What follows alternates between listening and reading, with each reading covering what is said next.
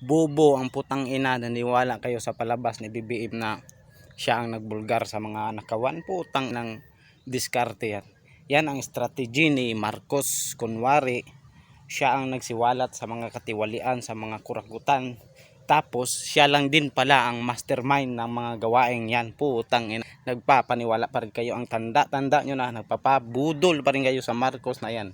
Halata naman na isa lang yung strategiya para maliglang ang Pilipino, na kunwari siya ang nagpapalabas sa mga kawatan, nagsiwalat, gagawa pa ng agency na ICI na yan.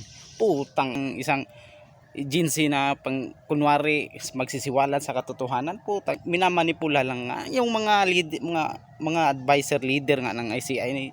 Nag-resign na ng mga buhay, hindi na nila nagustuhan ang pamamalakad dahil isang bias yan ang. Tapos ngayon nagpapaniwala kayo sa ganyang palabas ni BBM na kunwari siya ang nagpapalabas sa mga katotohanan, may maipakulong siya. Putang ina, wala nga siyang naipakulong, hindi nga niya naipakulong yang pinsan yang si Romualdez na siya yung pinaka sindikat, siya yung tinuturo ni Zaldico.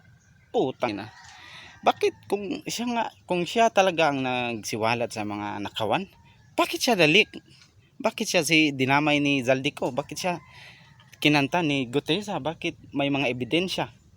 Tanda mo na, nagpapabudol ka pa rin kay BBM.